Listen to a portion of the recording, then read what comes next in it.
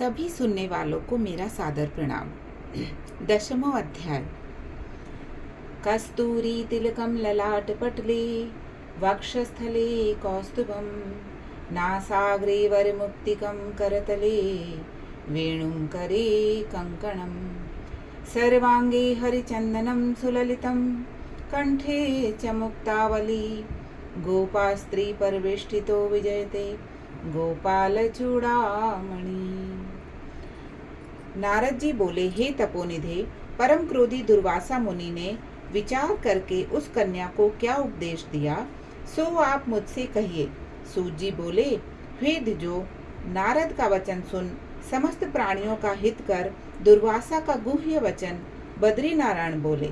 श्री नारायण बोले, हे नारद, मेधावी ऋषि की कन्या के दुख को दूर करने के लिए कृपालु दुर्वासा जी का कहा वह हम तुमसे कहते हैं, सुनो। दुर्वासा जी बोले, हे सुंदरी, गुप्त से भी गुप्त उपाय मैं तुझसे कहता हूँ। यह विषय किसी से भी कहने योग्य नहीं है, तथापि तेरे लिए तो मैंने विचार ही लिया है। मैं विस्तार पूर्वक न कहकर तुझसे संक्षेप में कहता हूँ। हे सुभगे, इस मास से तीसरा मास जो आएगा वह पुरुषोत्तम मास है। उस मास में तीर्थ में स्नान कर मनुष्य भ्रूण हत्या से छूट जाता है। हे सुंदरी, कार्तिक आदि 12 मासों में इस पुरुषोत्तम मास के बराबर और कोई मास नहीं है। जितने मास तथा पक्ष और पर्व हैं, वे सब पुरुषोत्तम मास के 16वीं कला के बराबर भी नहीं है। वेदोक्त साधन और जो परम पद प्राप्ति के साधन हैं, वे भी इस मास की 16वीं कला के बराबर नहीं है। 12,000 वर्ष गंगा स्नान करने से जो फल मिलता है और सिंहस्थ गुरु में गोदावरी पर एक बार स्नान करने से जो फल मिलता है, हे सुंदरी, वही फल पुरुषोत्तम मास में किसी भी तीर्थ में एक बार स्नान करने से मात्र से मिल जाता है। हे बाले, यह मास श्री कृष्ण का अत्यंत प्यारा है और नाम से ही यह भगवान का स्मारक है। इस मास में पुरुषोत्तम भगवान की सेवा पूजा करने से समस्त कामनाएं सिद्ध होती हैं। अतः इस पुरुषोत्तम मास का तू शीघ्र व्रत कर। पुरुषोत्तम भगवान की तरह प्रसन्नता पूर्वक मैंने भी इस मास की सेवा की है। एक समय क्रोध से मैंने अम्बरीश राजा को भस्म करने के अर्थ कृत्या भेजी थी।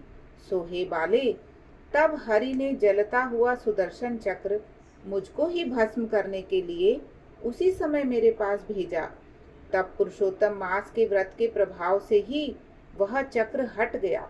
हे सुंदरी, वह चक्र त्रैलोक्य को भस्म करने की सामर्थ्य रखने वाला था। जब मेरे पास आकर खाली चला गया, तब मुझे बड़ा विस्मय हुआ। इसलिए हे सुभगे, तू श्री पुरुषोत्तम मास का व्रत कर। इस प्रकार मुनि की कन्या को कहकर दुर्वासा ऋषि ने विराम लिया। श्री कृष्ण जी बोले, हे राजन, दुर्वासा का वचन सुन। भावी की प्रबलता के कारण असूया से प्रेरित वह कन्या मूर्खतावश दुर्वासा से बोली।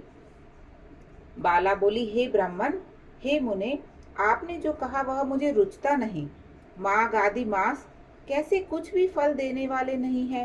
कार्तिक मास क्या कम है? ऐसा आप कैसे कह सकते हैं? सो कहिए। वैशाख मास सेवित हुआ क्या इच्छित कामों को नहीं देता? सदाशिव आदि से लेकर सब देवता सेवा करने पर क्या फल नहीं देते? अथवा पृथ्वी पर प्रत्यक्ष देव सूर्य और जगत की माता देवी क्या सब कामनाओं को देने वाली नहीं है? श्री गणेश सेवा पाकर क्या इच्छित वर नहीं देते हैं? व्यतिपात आदि योगों को और सर्व आदि देवताओं को भी सबको उल्लंघन करके पुरुषोत्तम मास की प्रशंसा करते क्या आपको लज्जा नहीं आती? यह मास तो बड़ा मलिन और सब काम में निंदित है। हे मुने, इस रवि की संक्रांति से रहित मास को आप श्रेष्ठ कैसे कह रहे हैं? सब दुखों से छुड़ाने वाले परम श्री हरि को मैं जानती हूँ। हे देव, दिन रात श्री हरि की चिंतना करती मैं जानकी पति राम और पार्वती शंकर के सिवाय और किसी को नहीं देखती हूँ। हे विप्रेंद्र, अन्य कोई भी देवता ऐसा नहीं है जो मेरे दुख को दूर करे। अतः हे मुने, इन सब फलदाताओं को छोड़कर कैसे इस मलमास की स्तुति आप कर रहे हो? इस प्रकार ब्राह्मण कन्या का कहा हुआ सुनकर दुर्वासा मुनि शरीर से एकदम जाज्वल्यमान हो गए और नेत्र क्रोध से लाल हो गए। इस प्रकार क्रोध आने पर भी कृपा करके मित्र की कन्या को शाप नहीं दिया और सोचने लगे कि यह मूर्खा है, हित अनहित को नहीं जानती, अभी बुद्धि इसकी पूर्ण नहीं है। पुरुषोत्तम के महात्म का विद्वानों को भी पता नहीं है, तो थोड़ी बुद्धि वाले पुरुषा एवं विशेष करके कुमारियों को तो कहाँ से ही हो सकता है। यह कुमारी कन्या माता पिता से रहित दुख अग्नि से जली हुई है, अतः अति उग्र मेरे शाप को कैसे सह सकती है। इस प्रकार सोच कृपाकर से मन में उठे हुए क्रोध को शांत किया और स्वस्थ होकर दुर्वासा मुनि उस अति विह्वल कन्या से बोले। दुर्वासा बोले, हे मित्र पुत्री, तेरे ऊपर मेरा कुछ भी क्रोध नहीं है। हे निर्भाग्य, जो तेरे मन में आए तू वैसा कर। हे बाले, तेरा और कुछ भविष्य कहता हूँ सुन। पुरुषोत्तम मास का जो तूने अनादर किया है उसका फल तुझे अवश्य मिलेगा, इस जन्म में मिले अथवा दूसरे जन्म में। अब मैं नर नारायण के आश्रम जाऊंगा। तेरा पिता मेरा मित्र था, इसलिए मैंने शाप नहीं दिया। तू बाल भाव के कारण अपने शुभाशुभ तथा हित अहित को नहीं जानती। शुभाशुभ भविष्य को कोई भी नहीं टाल सकता। अच्छा, हमारा बहुत समय व्यतीत हो गया, अब हम जाते हैं, तेरा कल्याण हो। श्री कृष्ण बोले। ऐसा कहकर महाक्रोधी दुर्वासा मुनि शीघ्र चले गए। दुर्वासा ऋषि के जाते ही पुरुषोत्तम की उपेक्षा करने के कारण कन्या निष्प्रभा हो गई। तदंतर बहुत देर तक कन्या ने सोच विचार कर यह निश्चय किया कि देवताओं के भी देवता, तत्काल फल को देने वाले पार्वती पति शिव की तप द्वारा आराधना करूंगी। हे नृप, मेधावी ऋषि की कन्या ने मन से इस प्रकार निश्चय करके अपने आश्रम में ही रहकर भगवान शंकर के कठिन तप को करने को तत्पर हो गई।